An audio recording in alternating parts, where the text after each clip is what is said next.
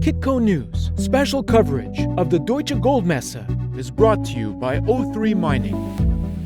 A common refrain in mining is you can't choose where the resources are located. I'm with the CEO of Royal Road, Tim Coughlin. Tim, thank you very much for joining Kitco. Thanks, Michael. Much appreciated. Tim, you have projects that are located in Colombia and Nicaragua. They can be challenging jurisdictions. When you're communicating with a potential investor, what is the model that you take them through? Well, we start by being pretty transparent about what the challenges are.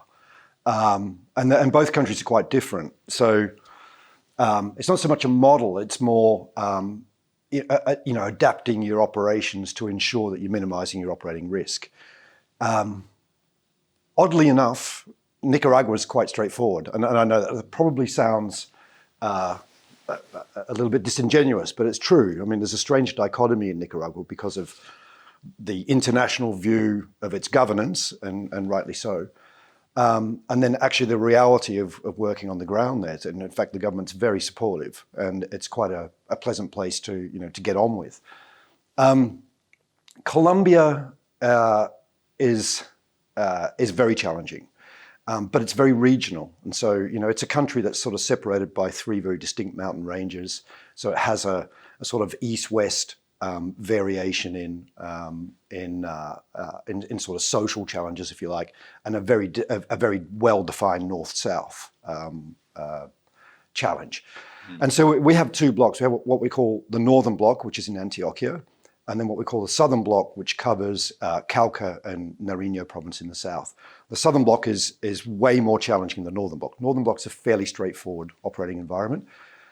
In the south, we're dealing with issues that are mostly related to the drug trade and the violence and malcontent and disenfranchisement of those communities that unfortunately have to live with that. And so. The way we sort of try to get around that as best we can, and in some places it's almost impossible, and that's that has to be said. In other areas, we obviously start with the community, and generally communities are quite supportive and quite interested in any sort of investment other than what they've been used to, and then we sort of see how we go, because generally what happens is you will work with the community and you'll be fine, and then somebody will appear on the scene and make life difficult for them, and for you. And at that point, we have to decide whether to retreat or to stay. In 2017, we signed an agreement with a cooperative called Ecomun, which is comprised of ex-FARC guerrillas, and after the peace process. The peace process was November 2016. And then at the following year, we signed this agreement. And the idea of that is to sort of reintegrate those ex-combatants, get them back into proper jobs.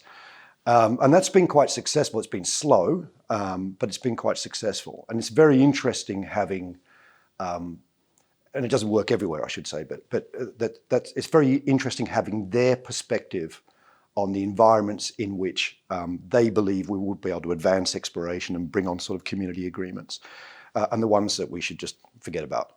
And so there are some that we should just forget about. But I mean,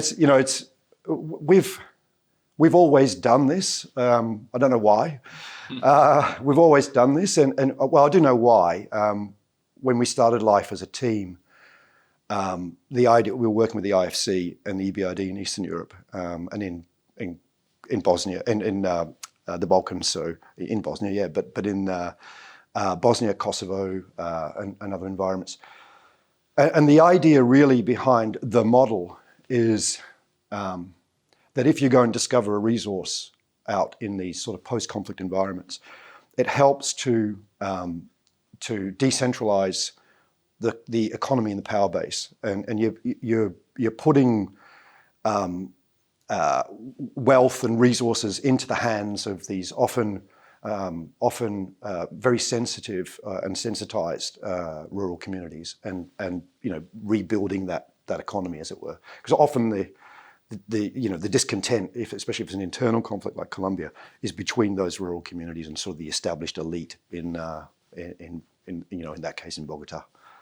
I often think it's unusual in your case because I often think, you see the large miners, especially large ones, and they just have these huge campaigns around environmental social governance in terms of community relations, in terms of what they've been able to build. It would seem somebody that's like a junior like yourself, that would be, you just don't have the resources that you can do in that way. So you're going to have to be thinking, I guess, more flexibly about what you can manage. Yeah, I mean, the social side. So we have a fairly extensive social team, and they're a big part of the budget. I have to say, and I need to point out that life's fairly normal for us in Nicaragua when it comes to exploration, and also in the northern bloc in Colombia. The southern bloc is where they are sort of entirely deployed, and there's not much exploration going on, but we don't need to because we sort of know where the targets are, and it's a case of gaining access more than getting a resource. One of the things we've done in terms of social and environment to an extent is established an accelerator, which is like a community venture capital fund, if you like. And so the idea is for us to not spend too much of our sort of exploration resources, which are finite, on social projects, but to try and have some sort of self-standing process that will allow us to develop sustainable projects, so things that are unrelated to mining. So the accelerator has been quite useful. The most advanced project is actually a CBD hemp project in Nariño, where we're employing ex-combatants and displaced, so conflict displaced people. 7 million internally displaced people in Colombia. And it's got 14,000 plants now. There's an Israeli investor who's getting involved. And so the idea is that we'll get out of that.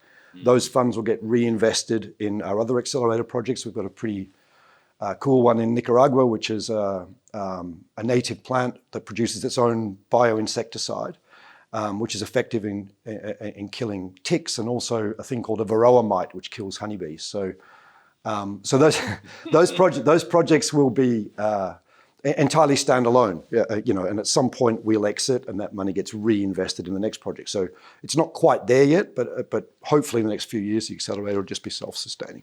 And then also it's just goodwill that you're building, and then also a flexible way to, I assume, to kind of provide options for communities that you want to work with. Yeah, it's pretty exciting as well. So we had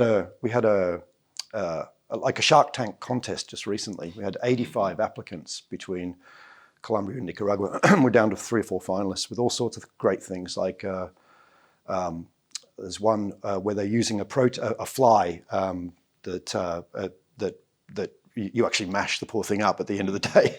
But it's a protein. It's a very what would you say? A powerful protein. So more so than soya, that you can put in animal feed or even a human feed at some particular point in time. So that's a pretty funky one. And then we're also looking at some reforestation, not quite carbon credits, but reforestation type exercises as well that's part of the accelerator.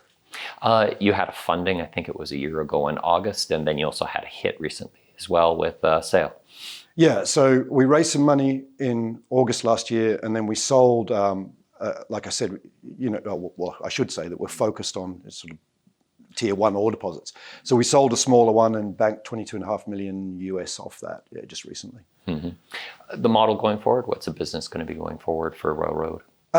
We've got it's same old.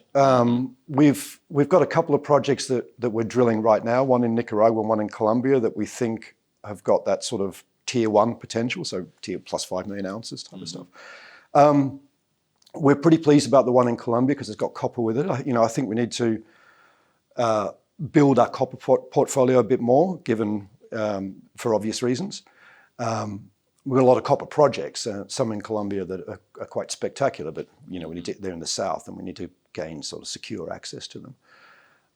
So a bit more copper, but the land package is extensive. I don't feel the need to go claiming any more ground or to go anywhere else. We've got plenty to do. Tim, thanks for your discussion with Kitco. Thanks, Michael. My name is Michael McRae. Look for more video from Deutsche Goldmesse.